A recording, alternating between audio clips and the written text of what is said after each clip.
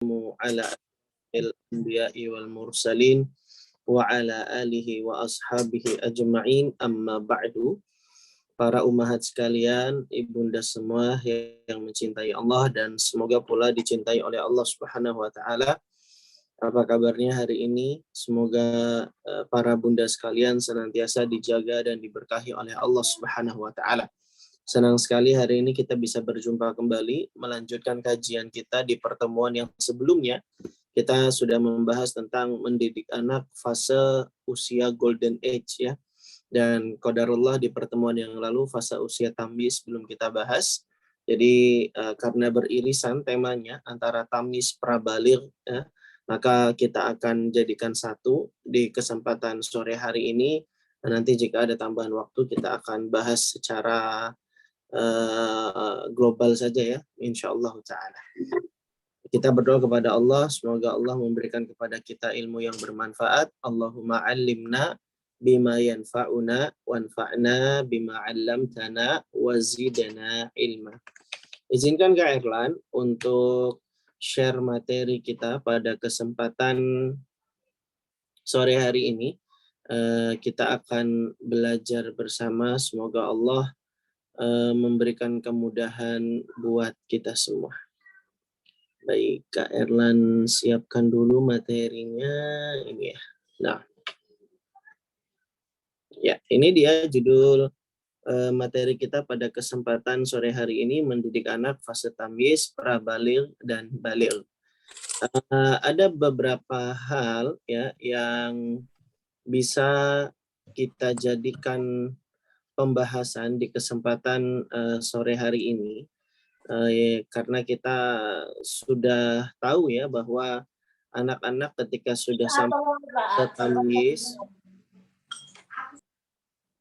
anak-anak karena sudah sampai di fase usia tamyiz, kognisinya sudah mulai matang ya, dia sudah mulai bisa berpikir sempurna, sehingga pengajaran ilmu itu sudah bisa semakin diseriuskan gitu ya. Kalau di fase usia sebelumnya kan sudah mulai sekedar namun kalau sudah di usia 7 tahun ini materi-materi pembelajaran itu sudah bisa dibuat terkurikulum dan sistematis. Nah, setidaknya ada beberapa poin yang mesti kita perhatikan di dalam mendidik anak fase usia tamyiz, prabaligh dan baligh. Setidaknya ada 4 hal yang mau kita bahas hari ini, yaitu mengajari anak akidah, yang kedua mengajari anak beribadah, yang ketiga mengajari anak tentang adab, dan yang keempat pentingnya bagi kita sebagai orang tua untuk membangun koneksi dan kelekatan. Nah, tapi pembahasan utama kita sebenarnya hari ini, karena tema kita sangat luas sekali ya, mendidik anak sejak fase tamyiz, prabaligh hingga baligh, ini pembahasannya sangat luas. Maka kita fokuskan saja sore hari ini tentang mengajari anak beribadah gitu ya. Nah, nanti tentang akidah sebenarnya kan sudah sempat kita singgung di fase golden age. Nanti sekilas saja kita bahas, dan soal adab serta bangun koneksi atau kelekatan juga akan kita sempurnakan materinya insyaallah taala. Jadi fokus kita hari ini akan membahas tentang mengajari anak beribadah di fase usia tamyiz, prabaligh dan baligh. Semoga Allah Subhanahu wa taala memberikan kemudahan buat kita semua. Baik, ayah bunda, para ummahat sekalian yang mencintai Allah dan semoga pula dicintai oleh Allah Subhanahu wa taala. Kita akan bahas mengajari anak beribadah. Dasar pijakan kita adalah sabda Nabi Shallallahu alaihi wasallam, di mana di dalam hadis yang diriwayatkan oleh Imam Abu Daud dan dinilai sahih oleh Syekh Al-Albani rahimahullah taala, Nabi Shallallahu alaihi wasallam pernah bersabda, "Muru auladakum bis-salati wa hum abna'u sab'i sinin, wadribuhum 'alaiha wa hum abna'u 10 sinin, wa farriqu bainahum fil madaji'." Kata Nabi Shallallahu alaihi wasallam, perintahkanlah anak-anak kalian untuk melakukan sholat saat mereka berusia 7 tahun gitu ya. Kemudian pukullah mereka ketika mereka usianya 10 tahun, di saat mereka ketika sudah usia 10 tahun tapi tidak mau mengerjakan sholat. Nah, Nabi SAW mengatakan pukullah mereka. Nah, kemudian Nabi SAW katakan wafarriqu bainahum al-madaji'. Pisahkanlah tempat tidur mereka. Ya, terutama lagi kalau misalnya kita punya anak laki-laki dan anak perempuan gitu ya. Nah, ini ada panduan dari syariat untuk memisahkan tempat tidur yang laki-laki atau perempuan ketika mereka sudah mulai baik. Para bunda sekalian dirahmati oleh Allah, di dalam hadis yang Nabi SAW sabdakan ini menyinggung beberapa fase usia anak ya. Pertama ada fase usia tamyiz, yaitu Nabi sebutkan secara lugas, yaitu ketika anak usia 7 tahun, di fase tamyiz itu ternyata anak sudah mulai dibiasakan untuk beribadah. Dan di dalam hadis ini juga Nabi SAW sebutkan fase usia prabaligh ya, yaitu usia 10 tahun ya. Dan Nabi katakan pukul saja kalau memang anak-anak diperintah mengerjakan sholat tapi mereka tidak mau mengerjakan ibadah sholat tersebut. Hanya saja untuk memberikan pukulan itu ada syarat dan ketentuan yang sangat banyak ya. Nanti akan kita bahas bagaimana pandangan ulama soal memukul anak yang diperbolehkan itu seperti apa. Wa farriqu bainahum fil madaji'. Pisahkan mereka di tempat tidur mereka. Dan jinsiyah ya. Jadi di dalam Islam itu ada juga pembahasan seputar sex education ya gitu ya. Sudah mulai kita pisahkan tempat tidur anak laki-laki dan anak perempuan karena inilah panduan dari Nabi Shallallahu Alaihi Wasallam. Dan ngomongin soal sex education atau tarbiyah jinsiyah bagi anak-anak ini butuh pembahasan tersendiri karena paparan-paparan poin-poinnya sangat panjang. Ala kulihal, hadis ini para bunda sekalian menjadi pijakan kita untuk berbincang pada kesempatan sore hari ini ya. Kita akan bagaimana mengajari ibadah, mendidik anak di fase usia tamyiz, prabaligh dan baligh. Semoga Allah memberikan kemudahan buat kita semua ya. Baik. Kita akan membahas bagaimana sih cara mengajari ibadah kepada anak, dan dalam hal ini Kak Erlan kerucutkan di masa-masa poin tentang pengajaran sholat ya, pengajaran sholat. Karena sholat itu kan ibadah yang utama, adapun nanti ibadah-ibadah yang lainnya sifatnya derivatif dari turunan pembahasan sholat pada kesempatan sore hari ini. Jadi kita fokuskan saja dulu di sini ya. Baik, semoga Allah Subhanahu wa taala berikan kemudahan ya. Baik.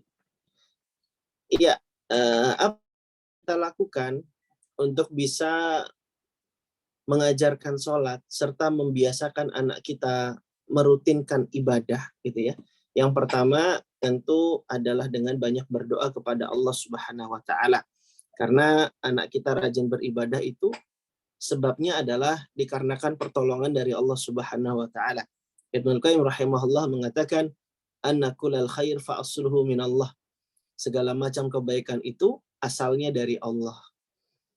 Oleh karenanya ketika kita berangkat dari kesadaran dan keyakinan ini, semoga kita jadi tidak pernah lupa untuk mendoakan agar anak kita rajin beribadah.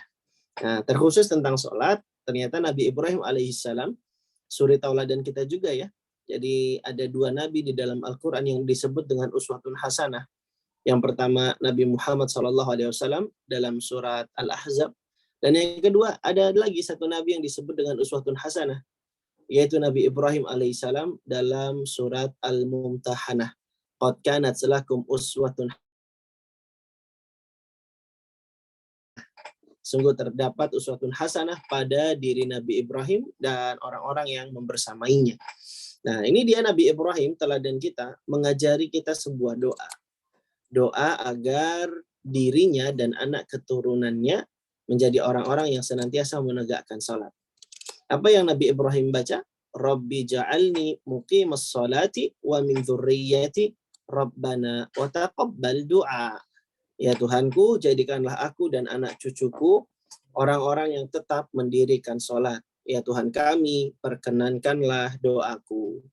Masya Allah, ini poin pertama yang bisa jadi perhatian kita untuk bisa mendidik anak mengerjakan ibadah, yaitu kita mulai dari banyak meminta pertolongan Allah Subhanahu wa taala dengan cara apa? Dengan cara banyak berdoa. Lalu kemudian yang kedua, kita juga harus mengajari anak seputar sholat gitu. Jadi jangan cuma sekedar menyuruh saja, tapi kita juga ajarkan bagaimana sholat secara mutlak gitu ya. Bahwa kalau sholat itu ada syarat-syaratnya. Berarti kalau ngajarin sholat, kita juga harus ngajarin anak bagaimana cara berwudu yang benar. Kalau kita ngajarin sholat, berarti kita juga harus ngajarin wajibnya menutup aurat, karena ini menjadi syarat sahnya sholat. Kalau pengen ngajarin anak sholat, kita juga ngajarin kalau sholat itu harus menghadap kiblat ya. Dan jadi ajarkan anak tentang sholat dan hal-hal yang berkaitan dengan sholat. Imam Syafi'i rahimahullah mengatakan, alal abai wal ummahati an yu'addibu auladahum wa yu'allimuhum at-taharah was salah. Kata Imam Syafi'i, wajib bagi para ayah dan bunda untuk mendidik anak-anak mereka, mengajari ilmu kepada anak-anaknya tentang toharoh, bersuci, dan ibadah sholat. Ibnu Abbas radhiyallahu anhuma pernah mengatakan betapa besarnya perhatian Nabi Shallallahu Alaihi Wasallam ya kepada anak-anak, di mana Nabi mengajari ibadah sholat kepada mereka. Biarkan Ibnu Abbas yang bercerita kepada kita, apa kata beliau? Kana Rasulullah Shallallahu Alaihi Wasallam yu'allimuna tasyahud kama yu'allimuna surata minal Qur'an. Rasulullah Shallallahu Alaihi Wasallam mengajari kami tasyahud sebagaimana beliau mengajari kami surat Al-Quran. Nah, para bunda yang dirahmati oleh Allah, ini adalah riwayat-riwayat yang menyemangati kita untuk bersemangat mengajari sholat kepada anak-anak kita.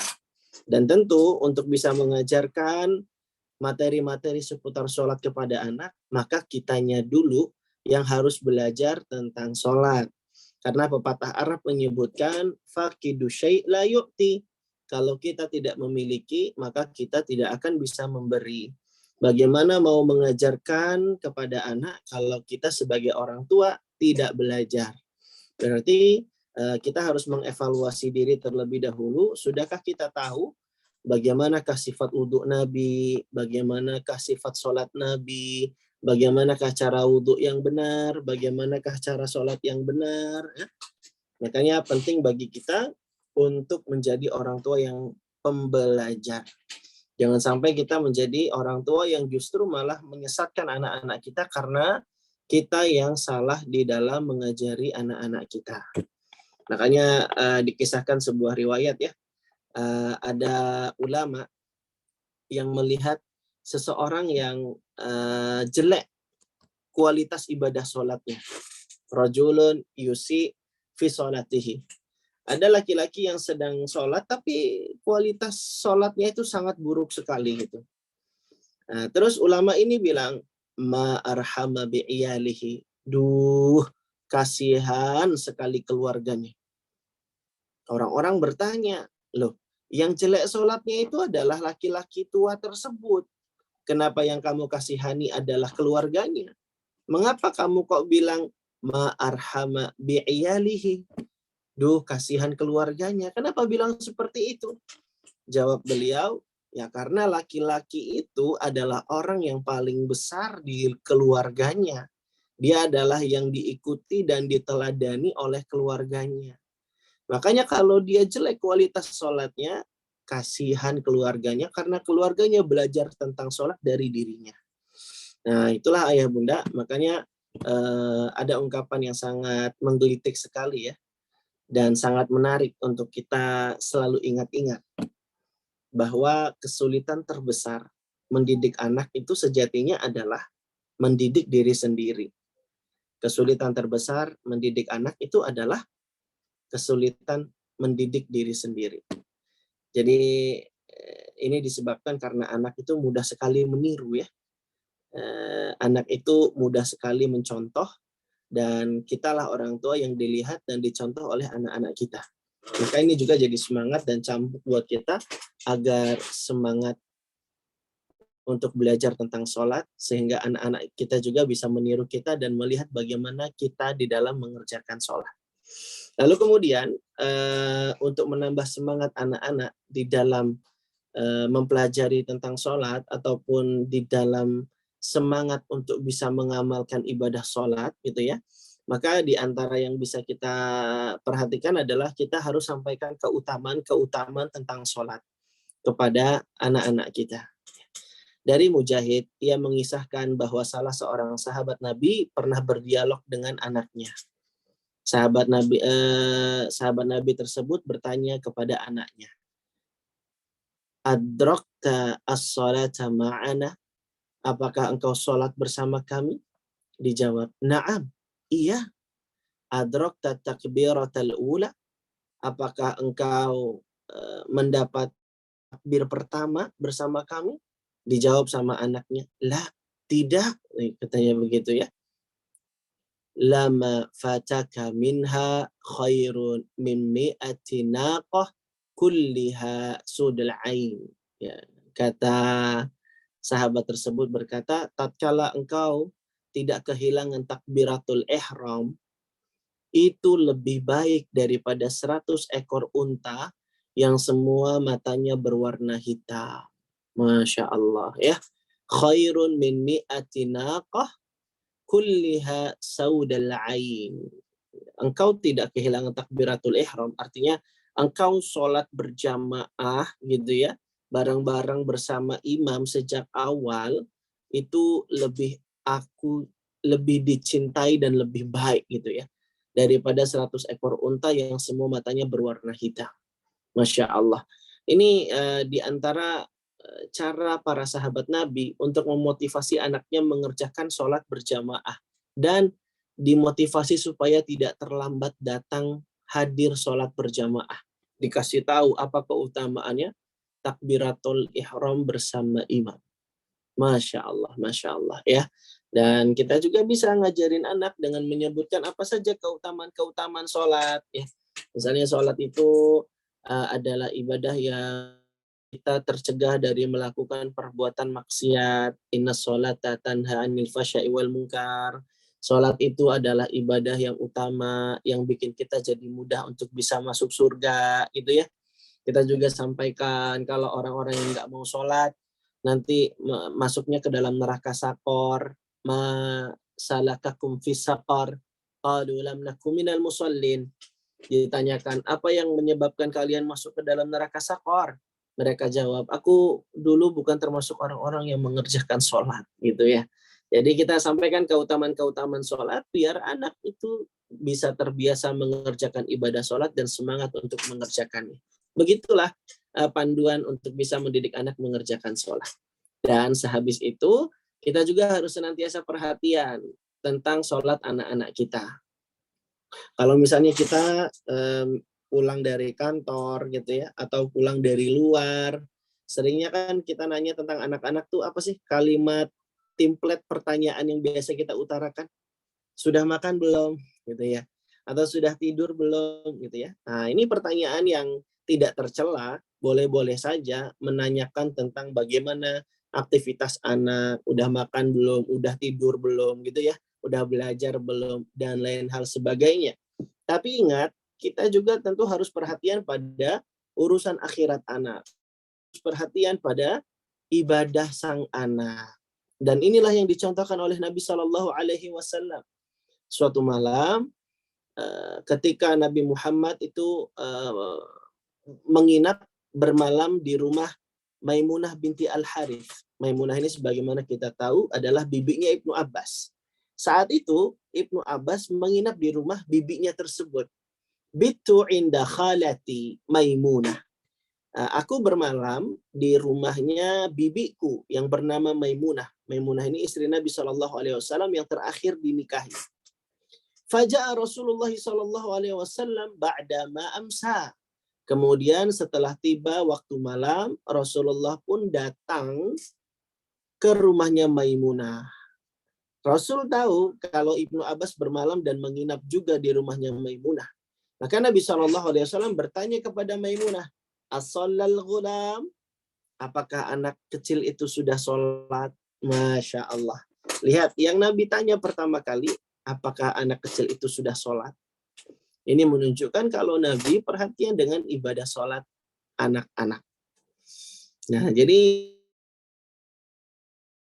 itu tidak tercela. Tapi hendaknya sebagai orang muslim menjadikan akhirat sebagai orientasi utamanya. Karena Allah berfirman, "Wabtaghi fima atakallah ad-daral akhirah, wa la tansa nasibaka minad dunya." Jadi untuk urusan akhirat Allah katakan wabtaghi, carilah gitu kan ya. Tapi untuk masalah dunia Allah hanya katakan wala tansa nasibaka minad dunya. Adapun urusan duniamu ya sekedarnya, jangan sampai lupa. Tapi untuk urusan akhirat wabtaghi kata Allah, carilah gitu ya. Sehingga bagaimanapun juga wal akhiratu khairul laka minal ula wal akhiratu khairu, akhirat itu lebih utama dan lebih kekal. Sehingga sekarang kebiasaan kita bertanya tentang anak itu lebih utamanya adalah bertanya tentang bagaimana sholatnya anak, bagaimana murojaahnya anak gitu ya, bagaimana belajarnya anak gitu. Ya setelah itu baru boleh tanya tentang udah makan belum, udah tidur belum, dan seterusnya. Nah disinilah Nabi mengajari kita untuk mendidik anak usia tamyiz, bagaimana membiasakan mereka untuk bisa mengerjakan ibadah. Dan jangan lupa juga untuk memberikan fasilitas kepada anak-anak kita supaya mereka juga nggak cuma sekedar disuruh-suruh saja, tapi kita juga bantu mereka untuk menikmati dan nyaman dengan ibadah yang mereka lakukan, yaitu mereka untuk sholat. Ya, jadi kita belikan sarung, ya, belikan peci, gitu ya. Kalau ayah bunda misalnya nyuruh ibadah anak untuk ngerjain baca Quran atau nambah hafalan, ya berarti sediakan fasilitasnya juga dong. Dibelikan mushaf yang dia suka, biarkan dia yang memilih, misalnya begitu ya. Nah, karena ini ada dalilnya, yaitu di surat Yunus ayat 87, Allah Subhanahu wa taala berfirman, "Wa auhayna ila Musa wa akhihi an tabawwa'a liqaumikum liqaumikuma bimisra buyutan wa ja'alu buyutakum qiblah wa aqimus shalah wa basyiril mu'minin." Kata Allah Subhanahu wa taala, dan kami wahyukan kepada Musa dan saudaranya, ambillah tempat, ya, ambillah oleh kamu berdua beberapa buah rumah di Mesir untuk tempat tinggal bagi kaummu, dan jadikanlah olehmu rumah-rumah itu tempat sholat, dan dirikanlah olehmu sholat serta gembirakanlah orang-orang yang beriman. Nah, ini isyarat dari Al-Quran untuk memberikan fasilitas ya, supaya orang itu bisa dengan mudah mengerjakan sholat. Dalam hal ini orang yang kita maksud adalah anak kita. Sediakan musola di rumah misalnya, atau kalau misalnya anak udah bisa berangkat ke masjid sendirian saat ayahnya kerja, anak dibelikan sepeda. Kalau rasa-rasanya komplek itu aman gitu ya, bisa berangkat sendirian, ya kita sediakan fasilitas agar anak-anak mudah untuk mengerjakan ibadah. Jadi kita fasilitasi ya, supaya anak bisa semangat beribadah. Kemudian orang tua juga bisa memfollow up di dalam pendidikan anak di fase usia tamyiz dan prabaligh ini, supaya mereka terbiasa beribadah. Maka jangan sungkan untuk memberikan reward, ya, dikasih apresiasi, dikasih hadiah, tak apa-apa. Dan ini pula yang dicontohkan oleh Bunda Aisyah radhiyallahu anha. Ada riwayat ya yang disebutkan oleh Ibnu Munzir di dalam Al-Awsat. Kata Bunda Aisyah radhiyallahu anha, kunna na'khudhu sibyan minal kuttab. Kami menyuruh anak-anak di kutab. Untuk apa? Untuk kami usahakan mereka tetap sholat selama bulan Ramadan. Wa na'malul lahum al-qilah wal khashkan. Ya, kami buatkan mereka semacam makanan dan manisan. Masya Allah ya. Eh, ini Bunda Aisyah sengaja membuatkan semacam makanan dan manisan sebagai hadiah untuk anak-anak di Kutab yang mereka semangat mengerjakan sholat selama bulan Ramadan. Nah, jadi ada riwayatnya ya untuk memberikan reward itu ya. Nah, kemudian Zubaid bin Al-Harith Al-Ayami, ini seorang ulama juga, dia juga adalah seorang muadzin dan dia sengaja membeli kacang seharga 5 dirham untuk diberikan kepada anak-anak yang semangat mengerjakan sholat berjamaah di masjid. Zubaid bin Al-Harith Al-Ayami bertutur, "Ya Sibyan, ta'alau fasallu ahibu lakumul jauza." Wahai anak-anak, kemarilah dan kerjakanlah sholat. Aku akan memberi kalian kacang, kata Zubaid bin Al-Harith Al-Ayami, sang muazin. Ya. Terus Zubaid bin Al-Harith Al-Ayami ini ditegur.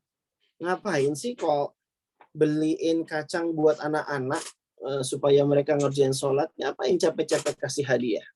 Ada yang protes dan komentar seperti itu. Zubaid pun mengatakan, wa ma'alayya, apa yang salah denganku? Ashtari lahum jauzan bi khamsati darahim. Ya, membelikan mereka kacang seharga 5 dirham doang kok. Tujuannya tidak lain tidak bukan ya ta'awwaduna shalah, supaya mereka itu terbiasa mengerjakan sholat. Nah, dari sini para bunda sekalian dirahmati oleh Allah, kita mengambil pelajaran bolehnya kita memberikan reward kepada anak-anak ya atas pencapaiannya karena bisa beribadah. Jadi boleh ngasih hadiah, ya boleh ngasih hadiah. Tapi diingat ya, ada beberapa poin-poin penting yang harus kita perhatikan saat memberikan reward atau hadiah kepada anak.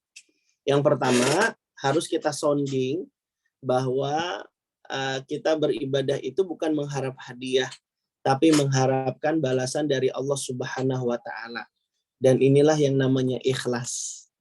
Kalau adik beribadah ngarepinnya cuma gara-gara dapat hadiah dari mamah saja, ini namanya nggak ikhlas.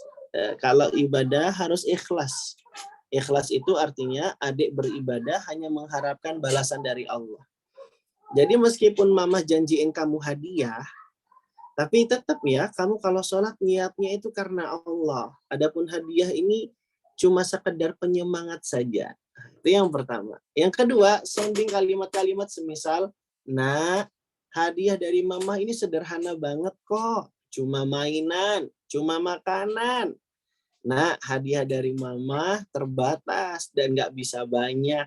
Dan mungkin nggak terlalu istimewa. Tapi ada hadiah dari Allah. Kalau kamu kerjakan ibadah, Allah akan kasih hadiah yang istimewa. Allah akan kasih pahala yang berlimpah. Allah akan berikan surga. Masya Allah. Hadiahnya mama nggak ada apa-apanya. Nah, hadiah dari Allah itu yang paling istimewa. Nah, sounding dengan kalimat-kalimat semisal ini. Lalu kemudian kaidah berikutnya di saat memberi hadiah adalah atur intensitas. Jangan terlalu sering. Khawatir kalau terlalu sering nanti hadiahnya jadi candu. Anak nggak mau beribadah kalau nggak dijanjikan hadiah. Nah, ini nggak baik nih kalau seperti ini. Nah, makanya harus diatur intensitasnya. Selain mencegah anak menjadi candu, mengatur intensitas pemberian hadiah juga dalam rangka membuat anak itu menjadi tetap sensitif dan peka, merasa senang kalau dikasih hadiah. Karena ada kaidah menyebutkan kasratul imsas tuzilul ikhsas. Ya, banyaknya intensitas mematikan sensitivitas. Banyaknya intensitas mematikan sensitivitas. Nah, khawatirnya kalau terlalu bermudah-mudahan, terlalu sering banget gitu ya kasih hadiah, nah, khawatirnya nanti kalau kita kasih hadiah nggak terlalu berbekas lagi pada diri anak. Ya, jadi hukum asalnya boleh kok kasih hadiah, boleh kok kasih apresiasi dan pujian. Hanya saja yang penting untuk kita jadikan catatan adalah harus diatur intensitasnya. Ya, taib. Kemudian kita juga sebagai orang tua yang ngajarin ibadah kepada anak, jangan lupa juga untuk menanamkan adab-adab yang baik di saat beribadah. Ya, jadi jangan biarkan anak cuma sekedar mengerjakan saja, tapi kita juga sangat-sangat perhatian pada kualitas ibadah anak kita. Ibnu Sirin rahimahullah pernah mengatakan, kanu ya'muruna wa nahnu sibyan idza dhahakna fis shalah an nu'idas shalah. Kata Ibnu Sirin, dia bercerita, orang tua kami dulu memerintahkan kami untuk mengulangi sholat. Jika kami saat masih anak-anak, jika kami tertawa dalam sholat, kami disuruh mengulangi sholatnya. Masya Allah ya. Jadi jangan dibiarkan begitu saja. Kalau adab anak kita kurang baik, nggak perlu dimarahin, nggak perlu sampai dikerasin gitu ya. Cukup suruh anak mengulangi sholat saja, itu sudah menjadi sebuah hal yang buat anak jadi jera gitu ya. Kalau bermain-main saat sholat. Nah, jadi ini penting juga nih, ngajarin adab yang baik, ngajarin kualitas yang baik saat sholat. Karena kan ibadah itu yang jadi acuan bukan hanya banyak ya, bahkan kuantitas itu bukan jadi faktor utama. Yang jadi faktor tinjauan kita adalah kualitasnya. Makanya yang Allah firmankan di surat Al-Mulk itu apa? Liyabluwakum ayyukum ahsanu amala, untuk menguji kalian siapakah di antara kalian yang baik amalnya. Allah katakan ahsanu amala, bukan aksaru amala. Allah menguji kalian siapa di antara kalian yang lebih baik amalnya. Allah tidak katakan Allah menguji kalian siapa di antara kalian yang lebih banyak amalnya. Allah tidak katakan demikian. Itu artinya kita juga harus perhatian pada kualitas ibadah kita ataupun anak-anak kita. Jangan cuma berfokus pada kuantitas dan jumlahnya saja, ya. Semoga Allah Subhanahu wa taala berikan kemudahan buat kita. Ya, tentu kalau misalnya jumlahnya banyak dan itu berkualitas, tentu itu lebih baik dan lebih utama ya. Baik. Lalu kemudian kita tadi sudah membahas di fase-fase tamyiz ya, dalam mengajarkan anak ibadah, lebih tepatnya ibadah sholat. Disitulah kita tanamkan rohbah ya, rasa. Usia prabaligh ini kita sudah bisa tanamkan lebih mendetail tentang khauf. Nah, ini rasa takut. Makanya di usia 10 tahun itu sudah boleh diberikan pukulan ya. Diberikan ancaman gitu ya. Pendidikan yang ideal itu kan menggabungkan antara motivasi dan ancaman. Al-jam'u baina targhib wa tarhib. Pendidikan yang ideal itu adalah menggabungkan antara motivasi dan ancaman, rasa harap dan rasa takut gitu ya. Nabi SAW adalah manusia yang paling lembut, akhlaknya paling mulia. Tapi beliau SAW menyuruh orang tua untuk menggantungkan cambuk di dinding rumah yang terlihat oleh orang-orang yang tinggal di rumah. Apa kata Nabi SAW? Alikus saut, gantungkanlah cambuk, kata Nabi SAW. Ya, lihat, Nabi itu manusia paling lembut, tapi Nabi mengajarkan untuk alikus sautu haitsu yarahu ahlul bait. Gantungkanlah cambuk di tempat yang bisa. Fa'innahu adabun lahum. Karena itu akan menjadi pengajaran adab buat anggota keluarga.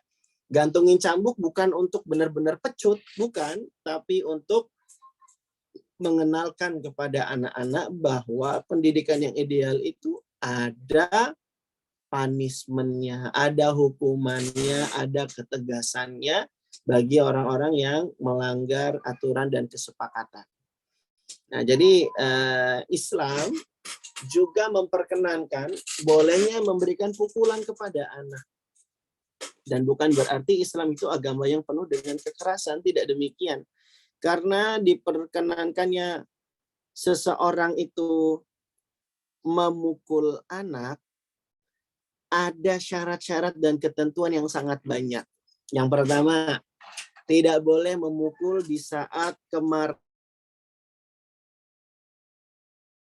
lagi marahnya memuncak, pukulannya nanti bisa lebih dekat dengan kezoliman. Nah, jangan memukul di wajah, perut, dan dada. Nggak boleh kasih pukulan di organ-organ vital. Lalu pukulan pertama pada anak yang belum baligh, ini kan lagi ngomongin usia prabaligh ya. Kalau dia udah 10 tahun, tapi dia belum baligh, hendaknya pukulannya tidak keras. Untuk awal hanya 1 sampai 3 kali pukulan saja di kaki atau tangan. Nah, kalau sudah baligh, jika dirasa kurang, maka bisa ditambah frekuensinya. Kemudian, diri kita sendiri sebagai orang tua. Jangan diwakilkan pada kakak atau adiknya, karena bisa menimbulkan balas dendam. Lalu, memukul tidak boleh dalam keadaan tangan terlalu tinggi sampai ketiak terlihat. Karena kalau udah terlalu tinggi, ini biasanya kualitas pukulannya sangat keras gitu ya. Nah, ini para ulama sampai sedetail itu mengaturnya. Dan jika baru sekali anak melakukan kesalahan, jangan buru-buru langsung dipukul, tapi beri kesempatan untuk bertaubat dan berjanji untuk tidak mengulangi. Dan yang paling penting nih, para bunda sekalian, agama Islam itu bukan agama yang penuh dengan kekerasan ya. Enggak, diperbolehkan memukul itu pun ada syarat dan ketentuan gitu. Dan pukulan itu menjadi solusi terakhir kalau sudah menempuh cara-cara meluruskan kesalahan yang lain. Jadi Nabi SAW sudah mengajari kita ya bagaimana cara meluruskan kesalahan, bagaimana cara menasihati, bagaimana cara menegur anak. Jadi nggak hanya dengan pukulan. Pukulan itu malah jadi opsi yang terakhir. Cara meluruskan kesalahan yang disebutkan oleh Nabi SAW ya, diantaranya yang pertama tegur dengan kalimat-kalimat lisan ya. Misalnya Nabi menegur kesalahannya Umar bin Abi Salamah. Nabi tegur dengan kalimat lisan. Ya gulam, samillah wa kul biyaminik wa kul mimma yalik. Saat itu kan Umar bin Abi Salamah makan tapi adabnya kurang baik gitu ya. Nah, Nabi tegur, wahai nak, kalau makan ada di hadapan gitu. Makan apa yang ada di dekatmu gitu ya.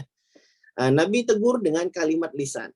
Nabi juga pernah tegur cucunya yang mau makan kurma hasil zakat. Nabi tegur pakai kalimat kih kih kih irmi biha. Buang tuh, buang. Jangan ditaruh di mulut, nggak boleh dimakan. Amma alimta, kata Nabi SAW. Tidakkah engkau tahu kita itu nggak boleh makan kurma hasil zakat?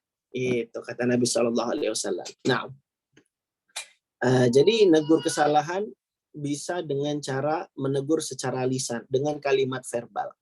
Kemudian yang kedua, negur kesalahan anak bisa dengan memberi isyarat. Memberi isyarat. Sebagaimana yang Nabi lakukan kepada Al-Fadl bin Al-Abbas. Al-Fadl ini kakaknya Abdullah bin Abbas. Al-Fadl waktu itu melihat seorang dari suku Khotham.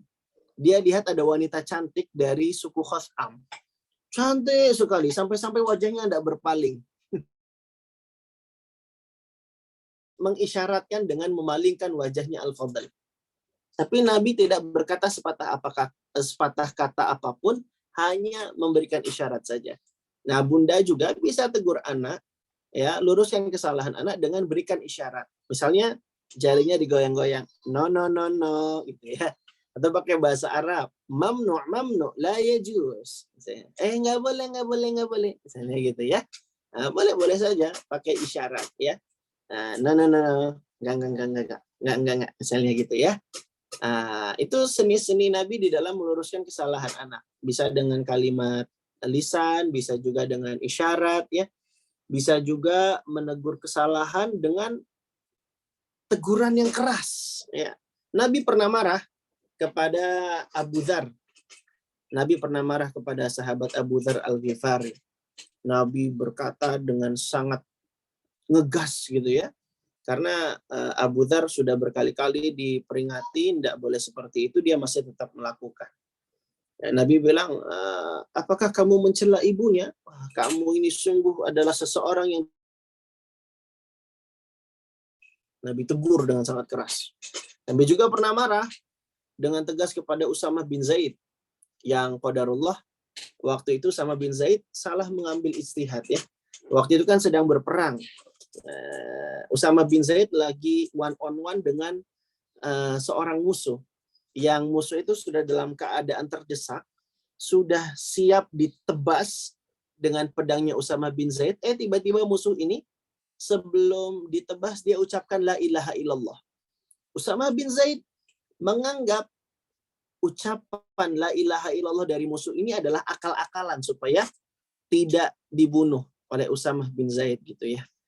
Nah, akhirnya Usama bin Zaid tetap habisi nyawa dari musuh itu. Nabi sangat marah. Nabi tegur Usama bin Zaid, asyaqaqta sadrahu, apakah kamu sudah belah dadanya?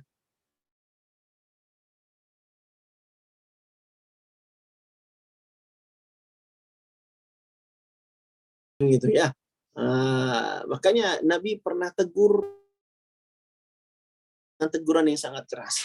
Maka ini juga jadi sebuah pembelajaran bahwa tidak semua marah itu tercela. Ada marah-marah yang justru malah diperkenankan.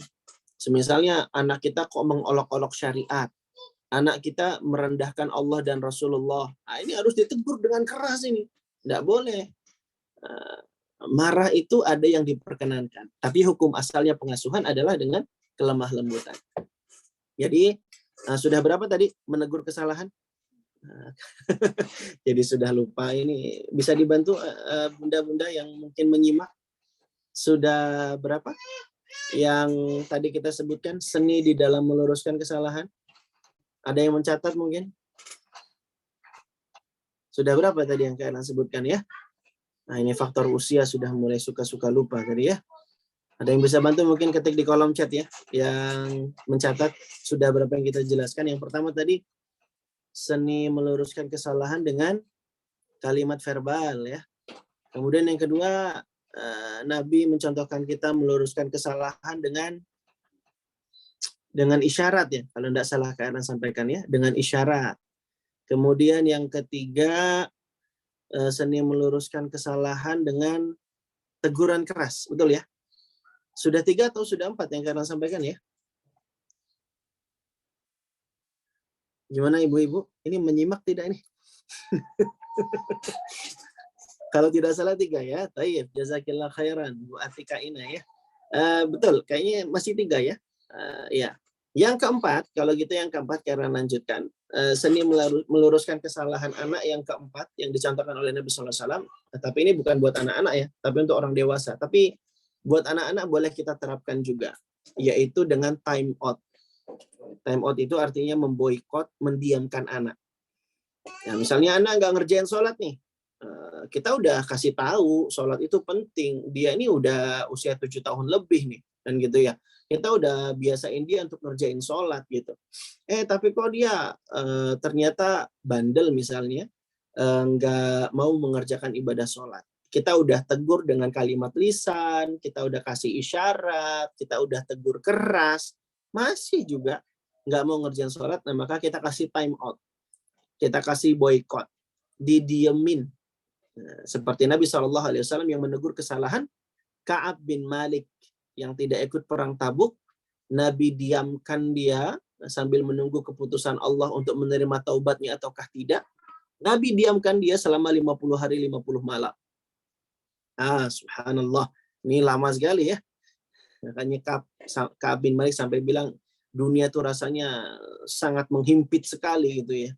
Bagaimana tidak didiamkan oleh Rasul dan para sahabat yang lainnya. Nah, ayah bunda juga bisa terapkan time out ini. Diamkan anak, ya, tunjukkan kalau kita memang benar-benar nggak suka kalau dia melalaikan sholat, gitu ya. Nah, kalau 4 metode meluruskan kesalahan ini sudah kita tempuh, baru deh kita bisa pukul anak. Nah, kita sudah tempuh dan ternyata 4 hal ini nggak manjur juga, nggak berdampak pada diri anak, maka baru diperkenankan untuk memberikan pukulan. Jadi untuk bisa memukul anak itu syarat dan ketentuannya banyak gitu ya. Sehingga Islam tidak bermudah-mudahan untuk memberikan pukulan seperti itu. Nah, lalu berikutnya kita bahas ke poin pembahasan yang selanjutnya ya, untuk mengajari anak di fase usia tamyiz, prabaligh dan baligh. Tadi kita sudah bahas tentang mengajari ibadah yang menjadi inti pembahasan materi kita sore ini. Yang berikutnya adalah ajari anak akidah, ya. Ajari anak untuk mengerjakan akidah. Kayaknya salah nih slide-nya ya. Sebentar, Kak perbaiki dulu.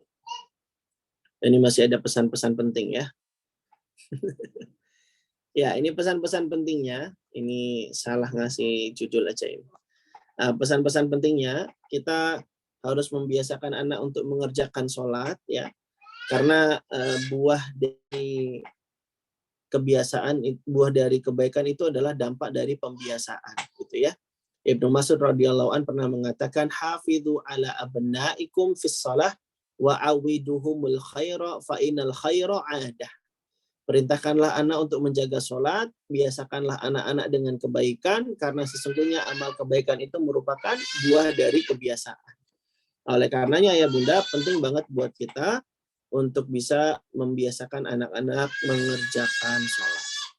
Nah, berikutnya kita bahas tentang mengajarkan akidah, ya, mengajarkan akidah kepada anak.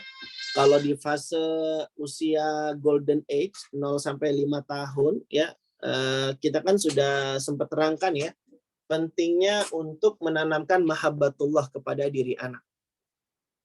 Ada yang masih ingat menanamkan rasa cinta kepada Allah itu ada berapa cara-caranya? Ada yang masih ingat? Lupa? Kalau yang ingat silahkan ketik di kolom chat. Kayaknya di soalnya ya. Kak Erlan sempat sebutkan bahwa untuk menanamkan cinta kepada Allah di dalam diri anak, menanamkan mahabbatullah itu caranya ada dua, yaitu dengan menyebutkan kebaikan-kebaikan Allah dan juga dengan mengenalkan nama-nama dan sifat Allah yang terpuji lagi mulia. Nah, penanaman mahabbatullah itu tidak hanya di fase golden age saja, tapi di fase tamis, fase prabalik hingga balik juga harus tetap ditambahkan dan ditanamkan. Nah, sambil kita ajari mengenal Allah yang lainnya, gitu ya. Kita bisa ajari anak lebih detail lagi tentang tauhid rububiyah, tauhid uluhiyah, tauhid asma wa sifat ya. Mumpung anak perkembangan kognisinya sudah mulai matang dan sempurna, sehingga bisa kita sounding dan afirmasi positif, kita ajari ilmu lebih detail dan lebih komplit gitu ya. Prinsipnya belajar mengenal Allah, belajar tentang Allah itu dilakukan dengan dua hal.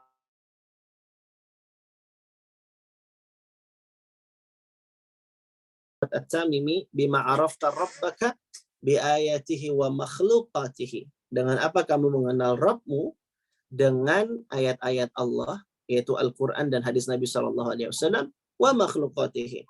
Dan juga dengan makhluk-makhluk ciptaan Allah Subhanahu wa Ta'ala. Nah, dengan dua hal itulah kita bisa kenalkan Allah kepada anak-anak kita. Ya, jadi anak-anak disuruh ngafal. Tujuan anak ngafal Quran itu bukan cuma sekedar ngejar targetan. Bukan. Jangan sampai kita kehilangan arah dan tujuan. Dan banyak banget ayah bunda yang kehilangan orientasi saat nyuruh anaknya ngafal Quran. Bahkan ada yang sebagian lagi tergelincir ya. Nyuruh anak ngafal Quran karena nggak mau kalah saingan dengan orang tua yang lainnya. Wallahul musta'an. Anak kita itu belajar baca Quran. Anak kita itu belajar ngafal Quran. Tujuan utamanya adalah supaya bisa makin cinta sama Allah Subhanahu wa Ta'ala.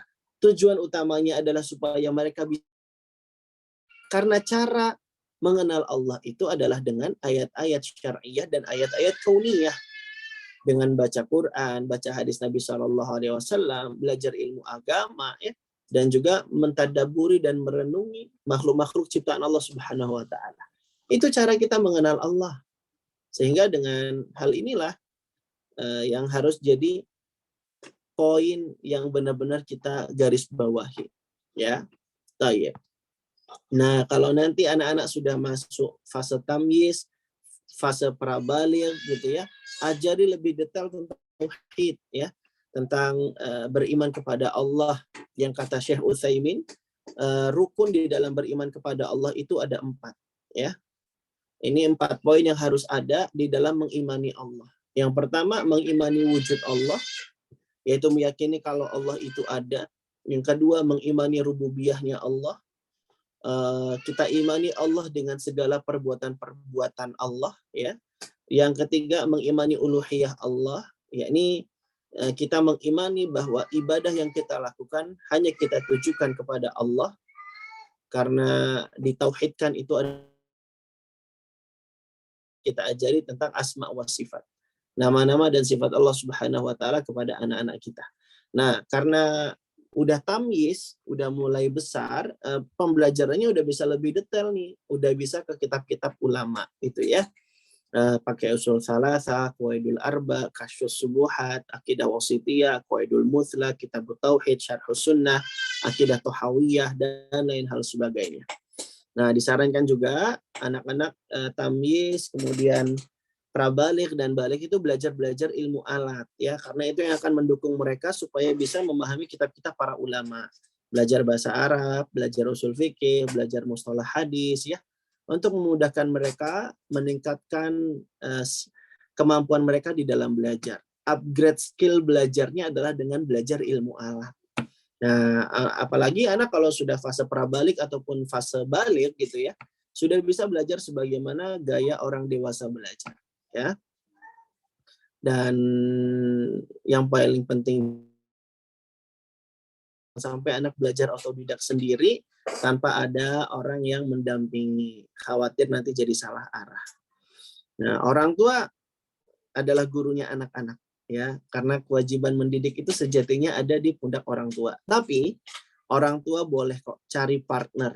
Nah, sekolah-sekolah anak kita itu adalah partnernya kita. Jadi pilihlah sekolah yang baik, pilihlah guru yang baik buat anak-anak kita. Abul Ishaq Al-Jubniyani menuturkan, la tu'allimu auladakum illa indar rajulil hasanid din. Fadinu sobi ala dini muallimihi. Janganlah kalian pilihkan pengajar bagi anak-anak kalian, melainkan orang yang baik agamanya. Sebab kualitas agama sang anak bergantung dengan kualitas agama pengajarnya. Nah, jadi harus perhatian nih para bunda sekalian di dalam memilihkan sekolah buat anak, ya, di dalam memilihkan guru bagi anak, gitu ya, karena anak-anak itu melihat bagaimana gurunya. Makanya ada nasihat dari Utbah bin Abi Sufyan ya. Kata beliau, fa inna a'yunahum ma'kudah bi a'yunikum. Jadi kata beliau, sesungguhnya mata dari anak-anak itu akan selalu tertambat dan tertaut dengan dirimu, wahai guru. Katanya gitu ya. Makanya penting banget nih cari guru yang baik ya, cari partner yang baik, jangan sampai salah dalam mengajarkan agama untuk anak-anak kita. Karena dikisahkan di dalam ini ya, kitab Al-Ihtifal bi Ahkam wa Adabil Atfal, ada guru yang pahamnya itu meyakini kalau Al-Qur'an itu makhluk. Dan guru ini ngedoktrin anak-anak yang belajar sama dirinya, kalian harus pegang keyakinan ini sampai kalian meninggal dunia, katanya begitu. Akhirnya disebutkan oleh Abul Ishaq Al-Jubniyani bahwa ternyata anak-anak yang diajar oleh guru yang menyimpang tersebut meyakini keyakinan itu sampai anak-anak tersebut meninggal dunia. Sekali nih, jadi salah akidahnya. Maka jangan sepelekan hal ini. Ini harus jadi poin perhatian bagi kita semua. Baik, ajari ibadah sudah, ajari akidah sudah, sekarang ajari anak tentang adab ya. Poin kuncinya sebenarnya sama, ada di kata ini. Wa awiduhumul khaira fa innal khaira adah. Ya, kata Nabi Shallallahu alaihi wasallam, biasakanlah anak mengerjakan kebaikan karena sesungguhnya kebaikan itu adalah buah dari kebiasaan. Maka ayah bunda, kita harus membiasakan adab-adab yang baik pada diri anak, adab makan, adab minum, adab tidur, adab bepergian, adab di dalam berjalan, adab di dalam berteman, gitu ya. adab di dalam belajar, dan lain hal sebagainya.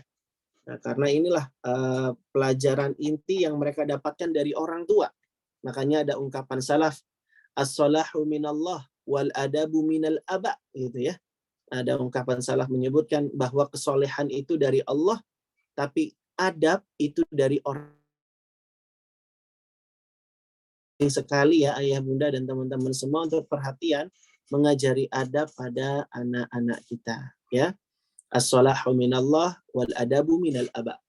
Nah, lalu kemudian yang terakhir, karena kita sampai jam 5 ini ya, harus dipercepat sedikit ya. Yang terakhir, untuk mendidik anak di fase usia tamyiz, prabaligh dan baligh, penting banget buat kita untuk membangun kelekatan, membangun kedekatan dengan anak-anak kita, membangun koneksi yang nanti akan memudahkan kita untuk mengajari anak-anak kita. Connection before correction, membangun keterhubungan sebelum memberikan nasihat dan pesan. Dan mari kita simak Nabi SAW yang mencontohkan kita untuk berbuat demikian. Ada sebuah hadis yang diriwayatkan oleh Abdullah bin Umar radhiyallahu anhuma. Ibnu Umar menceritakan kepada kita. Apa kata beliau radhiyallahu an? Akhadha Rasulullah sallallahu alaihi wasallam biman kibi. Rasulullah sallallahu alaihi wasallam memegang pundakku. Faqala, maka Nabi pun berpesan, kun fit dunya ka'annaka gharibun au abiru sabil. Jadilah engkau di dunia itu seperti orang asing atau orang yang sedang menempuh perjalanan. Masya Allah. Nah, ini Nabi SAW mengajari kita ya untuk bersikap kepada anak-anak di fase usia tamyiz dan prabaligh. Karena kata salah seorang ulama yang mensyarah kitab hadis arba'in ya, kalau tidak salah kalian pernah baca kitabnya Syekh Saleh Al-Syekh ya, disebutkan bahwa Ibnu Umar saat dipesani oleh Nabi di hadis ini usianya sekitar 12 tahun. Usianya sekitar 12 tahun. Dan apa yang Nabi lakukan? Nabi memberikan nasihat, tapi caranya sangat luar biasa. Yang pertama, Nabi memberikan sentuhan. Nabi pegang pundaknya Ibnu Umar. Nah, remaja itu butuh dengan sentuhan-sentuhan seperti ini. Ya, laki-laki dipegang pundaknya, perempuan dielus-elus punggungnya, misalnya gitu ya, oleh ibunya, oleh ayahnya gitu ya. Ini sangat bagus nih di saat memberikan pesan. Dan Nabi sebagai guru yang terbaik, karena tahu yang dihadapi ini adalah anak usia prabaligh gitu ya, yang dia sudah dewasa, sudah mulai matang ya, cara berpikirnya, Nabi memberikan nasihat itu cukup dengan kalimat singkat, tapi dengan analogi dan perumpamaan yang dahsyat. Kun fit dunya ka'annaka gharibun au abirus sabil.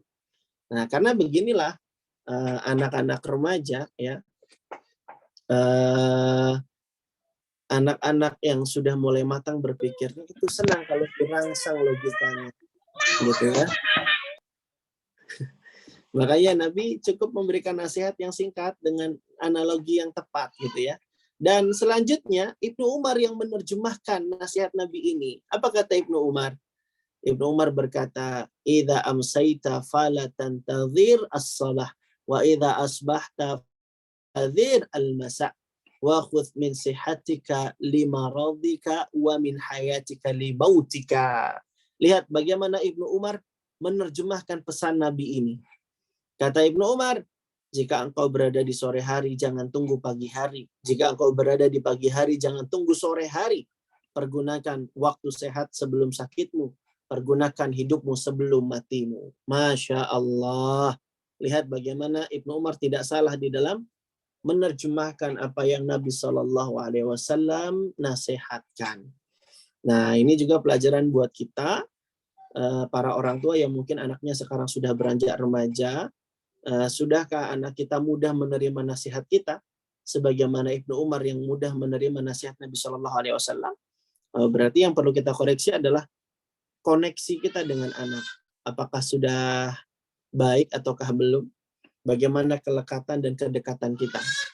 Karena kalau hatinya itu sudah dekat, nasihat apapun akan mudah diterima dan dipahami oleh anak. Ma kharaja minal qalbi fadakhala ilal qalbi. Segala sesuatu yang keluar dari hati akan masuk pula ke dalam hati. Mungkin ini yang bisa Kak Erlan sampaikan pada kesempatan sore hari ini. Kita membahas tema yang cukup menarik, yaitu mendidik anak di fase usia tamis prabalik. Wallahu taala a'lam. Semoga yang sedikit ini bermanfaat. Wa sallallahu ala nabiyyina wa ala alihi wa ashabihi ajma'in. Akhiru da'wana alhamdulillahi rabbil alamin. Kita kembalikan lagi ke moderator. Jazakallahu khairan Ustadz Erlan yang telah memberikan tausiahnya kepada kami semua. Semoga menjadi keberkahan bagi kita semua. Amin, Allahumma amin. Menginjak acara selanjutnya adalah sesi tanya jawab. Sebelum membacakan pertanyaan yang di chat, ini ada pertanyaan titipan Ustadz. Kak Erlan izin bertanya terkait sekolah berasrama atau pondok pesantren. Anak laki-laki itu sudah boleh diasramakan mulai usia berapa, Kak? Apakah kalau belum balik sebaiknya belum masuk sekolah asrama? Bagaimana untuk anak perempuan jika belum balik seperti apa dan jika sudah balik seperti apa? Agar bonding antara anak dan orang tua tetap terjalin. Kemudian, adakah rekomendasi boarding school yang baik? Jazakallahu khairan. Wa jazakillahu khairan. Baik, alhamdulillah, salatu wassalamu ala rasulillah, wa la hawla wa la quwata illa billah wa ba'du. Ya, yang pertama memang kita sarankan bahwa tidak terlalu dini dan terburu-buru dimasukkan ke pesantren yang membuat dia jadi terpisah dengan orang tuanya. Karena bagaimanapun dia butuh kasih sayang orang tua, yang bisa jadi kalau anak itu sedari SD sudah ditaruh di pesantren, dia tidak dapatkan kedekatan yang hangat dengan orang tua di fase-fase di mana dia butuh sekali membangun bonding dan mendapatkan kasih sayang dari orang tua, gitu ya.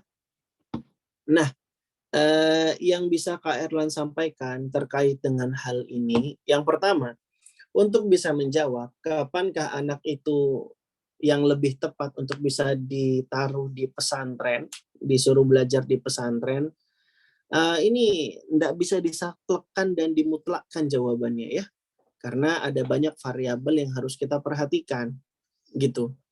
Nah, yang pertama variabel yang harus kita tinjau adalah terkait dengan ilmunya orang tua. Anak itu diperbolehkan untuk melanglang buana gitu ya, belajar dengan banyak para ulama, belajar di pesantren-pesantren yang dikenal dengan keilmuannya gitu ya. Setelah mereka tuh adalah ilmu yang dipunya oleh orang tua ataupun keluarga dekatnya. Nah, makanya dulu para ulama itu kan kalau kita baca biografinya gitu ya, mereka menjelaskan, oh saya belajar akidah bersama ayah saya ngafal Quran bersama umi saya belajar tentang ilmu alat usul fikih bersama kakek saya gitu ya, saya belajar ilmu waris, saya belajar hadis dari paman saya gitu. Jadi begitulah kehidupannya ulama gitu ya, mereka menyerap dan mengambil ilmu awal-awal itu dari keluarga terdekat terlebih dahulu gitu. Nah, kalau misalnya semua tentang ilmu-ilmu yang dibutuhkan, tentang akidah, tentang fikih, tentang adab, dan lainnya gitu ya, tentang baca Quran, ngafal Quran, ya, dan ilmu-ilmu yang harus diketahui anak yang lainnya, semuanya bisa diserap dan bisa didapatkan dari orang tua, sudah. Bukan sebuah keharusan juga anak itu masuk pesantren gitu. Karena kewajiban utamanya anak itu diajarkan oleh orang tua. Jadi sebenarnya beban utama tanggung jawab itu ada di pundak orang tua. Apa dalilnya? Di surat At-Tahrim Allah berfirman, "Ku anfusakum wa ahlikum nar." Jagalah diri kalian dan keluarga kalian dari api neraka. Kata para ulama, apa yang dimaksud dengan ayat ini?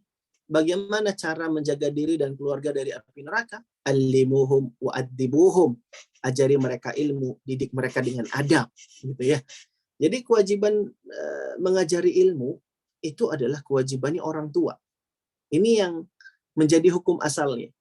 Namun orang tua boleh cari partner untuk membantu orang tua mengajarkan ilmu dan mendidik anak-anaknya. Begitu ya. Nah, kalau orang tua misalnya sudah bisa mengambil gitu ya, semua pelajaran yang penting yang harus diketahui anak, ya silakan, cukup dengan orang tua tuntas sudah gitu. Tapi masalahnya kalau orang tua nggak mampu, bagi waktu aja sulit Ustaz, suami kerja, saya harus ngurus dapur, ngurus rumah, ditambah lagi saya baru hijrah Ustaz, berat ini mau ngajarin anak. Nah, kalau begini kan ada variabel yang harus kita timbang dan tiap orang keadaannya berbeda-beda gitu. Nah, jadi ditinjau dulu dengan variabel ini. Kemudian yang kedua, variabel yang harus kita tinjau juga adalah lingkungan anak-anak kita. Duh, ini anak saya Ustaz, kayaknya mau saya masukkan di sekolah umum aja. Tapi coba perhatikan, nanti kalau dia di sekolah umum katakan, gimana faktor lingkungannya? Banyak loh anak-anak yang tumbuh dengan pendidikan yang baik dari orang tuanya, tapi qadarullah jadi rusak gara-gara pengaruh teman pergaulannya. Makanya ada ulama namanya Ibrahim Al-Harbi mengatakan, awwalu fasadi sibyan ba'duhum bi ba'din. Awal-awal kerusakan pada diri seorang anak yang orang tuanya baik adalah yakni mereka sesama anak, sesama teman yang saling membuat rusak satu sama lain. Nah, lihat bagaimana pergaulan itu bisa menarik dan menyeret pada keburukan. As-sahibus sahib, kata pepatah Arab ya. Sahabat itu berpengaruh dan menyeret gitu. Nah, ini Ustadz, kalau saya masukin dia di SMP di dekat rumah, wah kayaknya dia bakal kenal dengan nonton-nonton yang enggak. Soalnya lingkungannya heterogen banget Ustadz. Itu anak-anak dari wali murid yang lainnya bisa jadi kurang perhatian dengan agama anak-anaknya Ustadz. Wah nanti anak saya jadi rusak. Wah kayaknya nggak worth it Ustadz kalau anak saya dimasukin sekolah umum. Wah kayaknya saya nanti SMP dimasukin pesantren aja Ustadz. Gitu. Nah jadi kan variabelnya untuk menentukan ini sangat banyak begitu. Dan tiap orang bisa jadi berbeda untuk bisa diberikan jawaban atasnya. Jadi Kak Erlan cuma kasih gambaran-gambaran variabel-variabel utamanya. Gitu ya. Wallahu ta'ala a'lamu bissawab. Semoga yang sedikit ini bermanfaat. Jadi pertimbangkan variabel-variabel itu ya. Nah.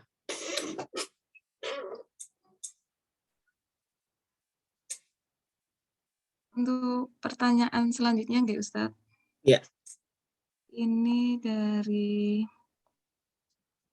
Ibu Triwinasis. Ya. Assalamualaikum Ustadz, izin bertanya. Bagaimana cara menekankan pada anak prabaligh agar ibadah sholat yang sudah diajarkan dan dicontohkan agar menjadi kesadaran dari diri sendiri atau ibadah? Terima kasih. Assalamualaikum warahmatullahi wabarakatuh. Bagaimana cara menekankan kepada anak supaya ibadah sholat yang diajarkan itu bisa dikerjakan dengan kesadaran diri sendiri. Nah, kesadaran itu digugah dan dibangun dengan cara memberikan ilmu dan pemahaman. Ya, oleh karenanya di antara tadi poin yang kita sampaikan adalah mendidik anak untuk bisa mengerjakan sholat itu di antara caranya adalah dengan menyampaikan keutamaan, gitu ya. Dengan menyebutkan apa sih manfaat-manfaat dari sholat yang sudah dikerjakan. Oh, sholat itu akan disayang Allah. Sholat itu adalah ibadah yang dicintai Allah. Bahkan sholat itu adalah ibadah utama, gitu ya. Sampai-sampai perintah ibadah sholat itu Allah langsung sampaikan kepada Nabi Muhammad SAW tanpa melalui malaikat Jibril sebagai perantara. Kalau perintah-perintah ibadah yang lain Allah sampaikan lewat malaikat Jibril, tapi khusus sholat Allah perintahkan langsung kepada Nabi Muhammad Sallallahu Alaihi Wasallam pada peristiwa Mi'raj. Ini menunjukkan betapa agungnya ibadah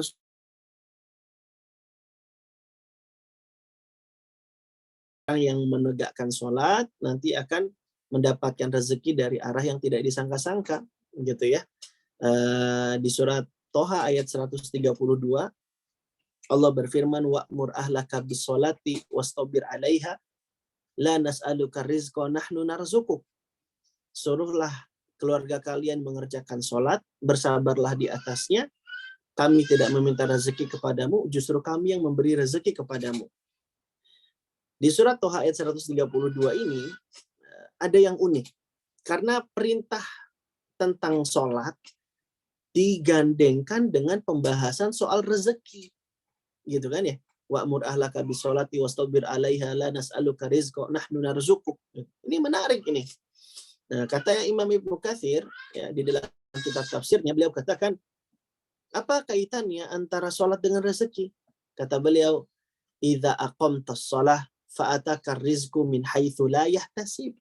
Kalau kamu tegakkan sholat, maka rezeki akan mendatangimu dari arah yang tidak disangka-sangka. Masya Allah ya. Jadi sangat istimewa sekali ibadah sholat itu, gitu kan ya. Dan ibadah sholat juga membuat kita jadi tercegah dari perbuatan dosa, bahkan kita bisa terhindar dari neraka. Masalakakum fis saqar? Qalu lam nakum minal musallin. Ditanyakan kepada para penghuni Saqar, mengapa kalian kok bisa masuk neraka Saqar? Qalu lam nakum minal musallin. Kami dulu bukan termasuk orang yang sholat. Lihat nak, bagaimana orang yang mengabaikan sholat ternyata sangat menderita nanti di akhirat kelak. Nah, Masya Allah. Nah, jadi untuk menggugah kesadarannya dengan disampaikan apa saja keutamaannya dan apa saja bahaya kalau kita meninggalkannya. Nah, dengan seperti itu, insya Allah kesadaran akan terbangun, ya. Nah, karena ilmu itu mendatangkan rasa cinta kepada Allah dan rasa takut, gitu ya. Makanya dikaitkan antara rasa takut kepada Allah dengan ilmu. Di dalam surat Fatir, innama yakhsyallaha min ibadihil ulama. Sesungguhnya orang yang takut kepada Allah hanyalah orang-orang yang berilmu. Nah, gitu ya. Jadi kalau udah terbangun ilmunya, dia akan jadi takut meninggalkan sholat, gitu ya. Nah, udah terbangun ilmunya, dia makin cinta sama Allah, dia jadi semangat mengerjakan sholat. Ya. Dan yang paling penting supaya anak terbangun kesadarannya untuk bisa sholat adalah membangun dan memupuk rasa cinta kepada Allah terlebih dahulu. Mahabbatullah ya asasul ibadah. Rasa cinta kepada Allah itu adalah fondasinya dalam ibadah. Nah, anak kalau udah tertanam rasa cinta kepada Allah, dia akan mudah untuk mengerjakan sholat. Karena dia tahu yang perintahkan ibadah sholat ini adalah Rob yang dia cinta.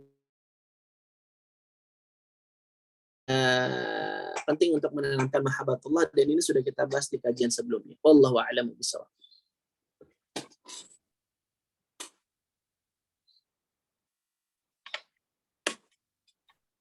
Pertanyaan berikutnya nggak Ustadz?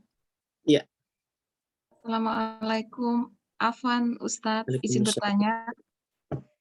Bagaimana cara kami memantapkan hati sebagai orang tua yang anaknya meminta izin ingin sekali melanjutkan sekolah boarding school di usianya yang belum balik?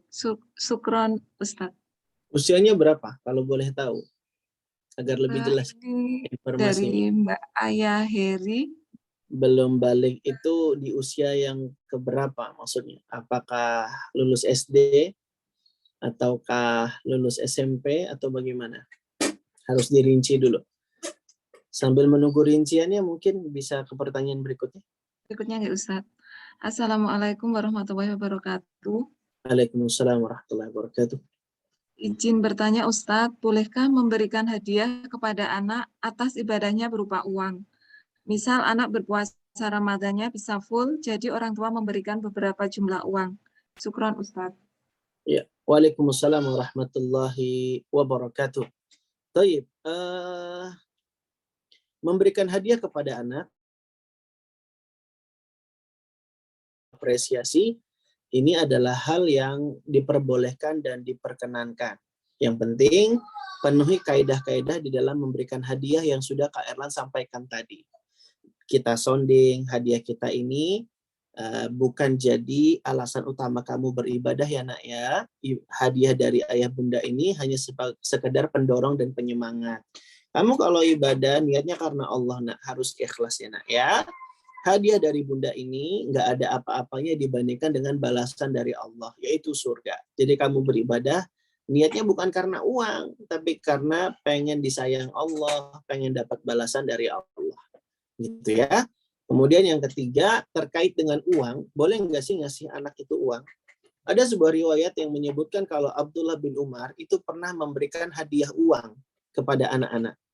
Tapi bukan dalam rangka ibadah ya. Sehingga kalau Kak Erlan boleh saran, hadiahnya pakai uang enggak masalah sih sebenarnya ya. Tapi kalau bisa digunakan dengan hal-hal yang lebih edukatif ya, misalnya buku ya, biar anak cinta dengan ilmu gitu ya, atau hadiah-hadiah lain, misalnya panah atau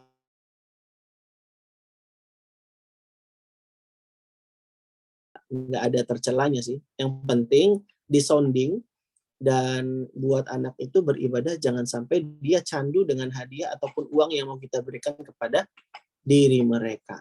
Wallahu a'lam. Kemudian tadi Bu Ayah Heri sudah menjawab SD kelas 4. Ya, iya. Jadi kalau Kak Erlan sarankan untuk anak kelas 4, kalau masih SD baiknya dibersamai dengan orang tua dulu ya Bu ya. Nanti saja kalau sudah lulus SD mungkin ya, bolehlah kalau diperkenankan masuk pesantren boleh, tidak apa-apa. Tapi kalau di masa-masa SD ini masa-masa dia membuat kenangan-kenangan indah dengan orang tuanya. Dia harus dilimpahkan kasih sayangnya ini, diberi kesempatan yang banyak ya untuk bermain bersama orang tua gitu ya. Walaupun tetap udah bisa belajar ya, belajarnya dengan orang tua. Wallahu a'lam bishawab. Sepertinya pertanyaannya sudah cukup, Ustadz. Alhamdulillah. Jazakumullah khairan, Ustadz. Untuk selanjutnya kepada Ustadz, kami memperkenankan untuk memimpin doa bersama. Ya, taib. Mari Bunda sekalian dirahmati oleh Allah, di Jumat Ba'da Asar ini adalah waktu yang berkah. Ini adalah waktu yang istimewa. Kita berdoa kepada Allah Subhanahu wa taala, semoga Allah senantiasa memberikan taufik dan hidayah kepada kita, membimbing kita sebagai orang tua ya, sehingga kita bisa menjadi orang tua yang baik, sehingga kita bisa mendidik anak-anak dengan baik, dan semoga Allah menjadikan diri kita menjadi orang-orang yang soleh dan solehah, berikut pula dengan anak-anak kita, dan semoga kita semua bisa sekeluarga masuk ke dalam surganya Allah Subhanahu wa taala. Wallahu a'lamu bishawab. Ini yang bisa Kak Erlan sampaikan. Subhanakallahumma wa bihamdika asyhadu an la ilaha illa anta astaghfiruka wa atubu ilaik.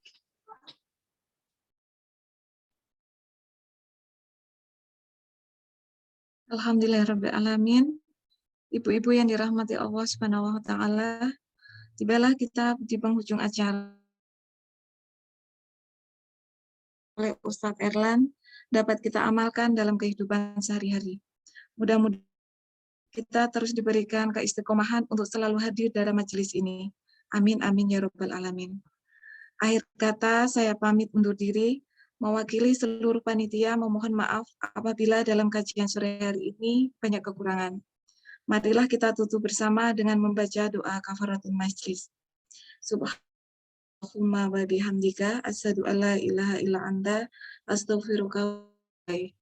Rabbana atina fid dunya hasanah wa fil akhirati hasanah wa qina adzabannar. Wabillahi taufiq wal hidayah. Wassalamualaikum warahmatullahi wabarakatuh. Waalaikumsalam warahmatullahi wabarakatuh.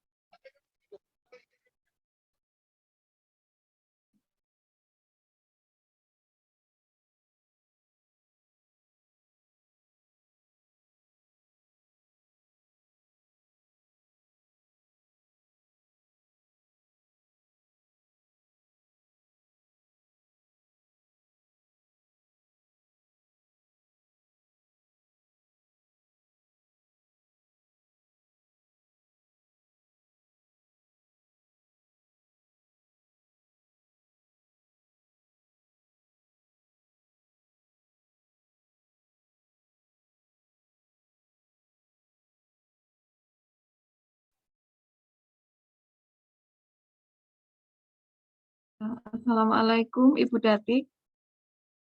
Masih gabung nggih? Waalaikumsalam, Bu. Iya, Bu. Boleh minta nomor WA-nya, Bu? Bisa Masya di-chat Allah. ke kolom chat Bu, nggih? nggak usah, nggak apa-apa, Bu. Nggak usah, nggak apa-apa. Ini dari Nggak usah, Bu. panitia, Bu. Nggak usah, beneran. Nggak apa-apa, nggak usah. Saya partisipan aja, pengen dapat ilmunya aja. Itu aja, Bu. Nggak apa-apa. Gitu. Nggih, saya kemoheran, Bu.